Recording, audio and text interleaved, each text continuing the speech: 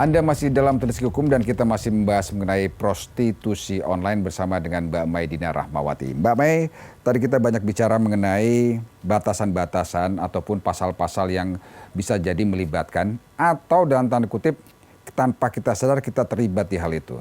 Dari pengalaman empiris Mbak Mai sendiri melakukan pendampingan, melakukan penelitian kaitan dengan prostitusi online khususnya. Bagaimana masyarakat mengetahui atau harus mengetahui bahwa mereka yang menempati ruang yang mereka sediakan, entah itu apartemen, entah itu kontrakan, entah itu ruko, bahwa mereka melakukan tindakan ilegal berupa prostitusi yang berasal dari transaksi online tadi. Kira-kira gimana, Mbak?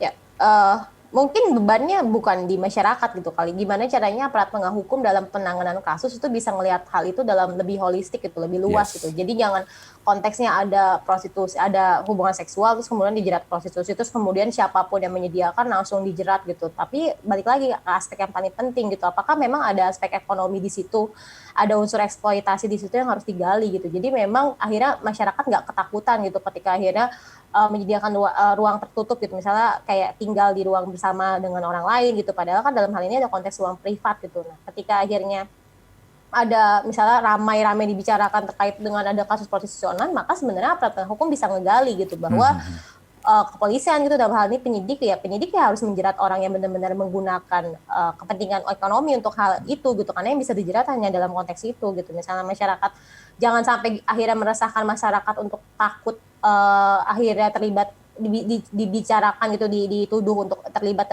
dalam konteks terjadinya prostitusi online gitu. Maka sebenarnya yang bisa ngegali itu adalah aparat penegak hukum untuk memastikan bahwa orang yang dijerat adalah orang yang benar-benar yang mendapatkan keuntungan material, keuntungan ekonomi, dan dijadikan sebagai mata pencarian dan mengeksploitasi yang bisa dijerat terkait dengan hal ini. Maka sebenarnya juga selain itu juga aparat hukum bisa melihat bahwa si pelakunya, si korbannya yang benar-benar terlibat dalam konteks hubungan seksual sendiri itu pun korban eksploitasi atau tidak gitu. Jadi memang kita sangat bergantung nih dengan aparat, dengan progresif tingkat perspektif aparat hukum yang bisa ngelihat kasus ini seperti apa gitu dalam hal terjadinya kasus ini gitu. Jadi ya kan memang dalam tadi bicara mengenai prostitusi online banyak unsur yang sangat dengan mudah kita hindari dari perspektif hukum itu sendiri tentunya, karena kan tadi cuma hanya mengatur tentang penyebaran konten seperti itu ya.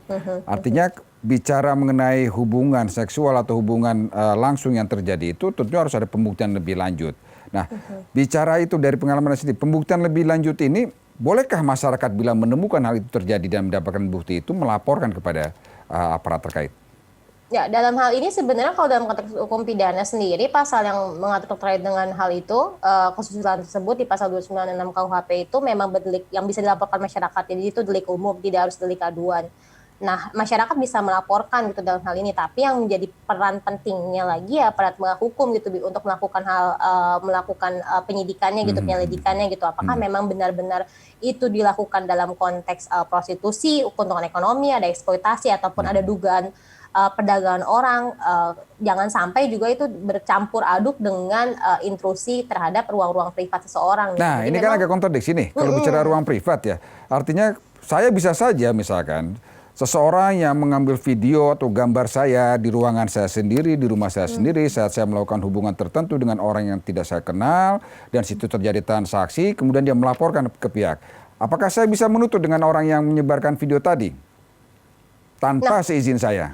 Nah, itu sebenarnya yang harus diperkuat di Undang-Undang ITE, bahwa dia harusnya memberikan perlindungan terhadap orang-orang yang harus dilindungi gitu. Dalam hal ini ada gitu pasal di Undang-Undang ITE terkait dengan penggunaan data pribadi, penggunaan informasi pribadi gitu, terkait informasi elektronik pribadi di pasal 30 Undang-Undang ITE, bahwa dia memang bisa menjerat. Nah, harusnya memang aparat hukum dalam hal kasus seperti ini tuh bisa dijerat gitu dalam hal perbuatannya dia gitu, videonya dia digunakan menyebar kepada masyarakat umum terkait dengan kesusilaan yang mana harusnya dia di-treat sebagai korban gitu. Nah, salah satu kritiknya adalah selama ini pasal 27 ayat 1 itu justru digunakan untuk menjerat korban gitu. Akhirnya orang-orang yang ada di video itu pun ketakutan gitu ketika dia akhirnya mau memproses kasusnya, karena dia seolah terjerat dalam konten melanggar kesusilaan gitu. Karena takutnya ketika dia nyebar itu adalah satu konten kesusilaan. Nah, itu yang harusnya di-cover oleh pasal 27 ayat 1 gitu, diberi menjadi batasan bahwa